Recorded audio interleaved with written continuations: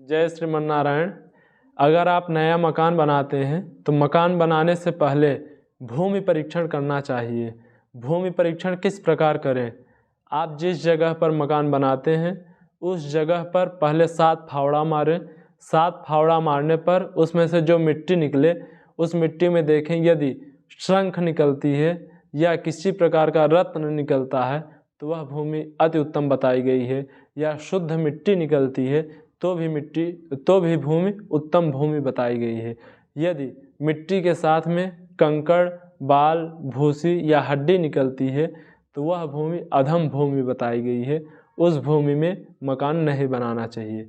फिर मिट्टी के कलर के अनुसार जानना चाहिए कि इस भूमि में मकान बनाने से किस प्रकार का फल प्राप्त होगा। यदि मिट्टी का कलर सफ़ेद है तो उस भूमि को ब्रह्माणी भूमि कहते हैं। ब्रह्माणी भूमि में मकान बनाने से सुख शांति की प्राप्ति होती है। दूसरा, यदि भूमि का कलर लाल है तो उस भूमि को क्षत्रिय भूमि कहते हैं। क्षत्रिय भूमि में मकान बनाने से राज्य की प्राप्ति होती है। तीसरा, यदि भूमि का कलर हरा है तो उस भूमि को वैश्या भूमि कहते हैं। वैश्या भूमि में मकान बनाने से धन धान्य की कमी नहीं रहती है। उस घर के मेंबर्स धन धान्य से परिपूर्ण रहते हैं।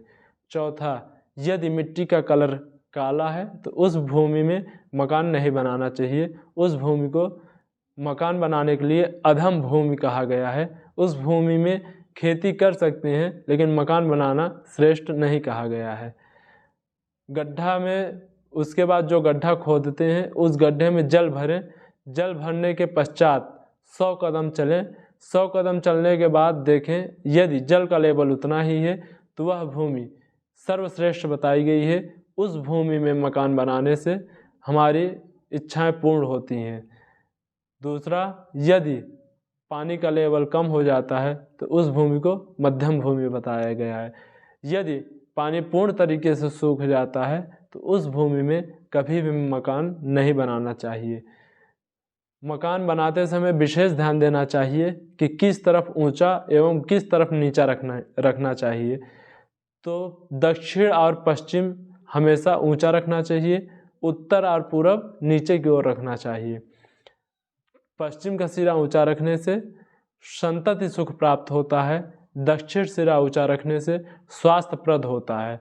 उत्तर का सिरा नीचा रखने से धन लाभ होता है और पूरब सिरा नीचा रखने से सुख शांति प्राप्ति होती है। इसीलिए हमेशा मकान दक्षिण और पश्चिम ऊंचा रखना चाहिए, उत्तर और पूरब नीचा रखना चाहिए।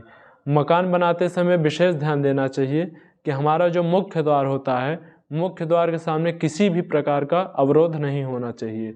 यदि किसी प्रकार का पिलर, मुख्य द्वार के सामने किसी प्रकार का पिलर या बड़ा पेड़ होता है तो उससे घर में रहने वाले बच्चों को उन्नति में अवरोधक माना जाता है। उस घर में बच्चे उन्नति नहीं कर पाते हैं। यदि घर के मुख्य द्वार के सामने गड्ढा, टैंक या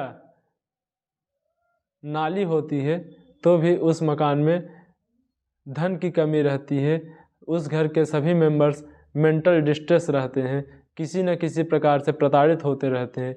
इसीलिए मुख्य द्वार के सामने किसी भी प्रकार का अवरोध, किसी भी प्रकार का गड्ढा, टैंक या नाली नहीं होनी चाहिए। इस चीज़ का विशेष ध्यान देना चाहिए जिससे आप सुख शांति से जीवन व्यतीत कर सकें। उस मकान में रहने से हमें किस प्रकार का फल प्राप्त होगा, यह इस वीडियो से आप जान सकते हैं। जय श्रीमन नारायण।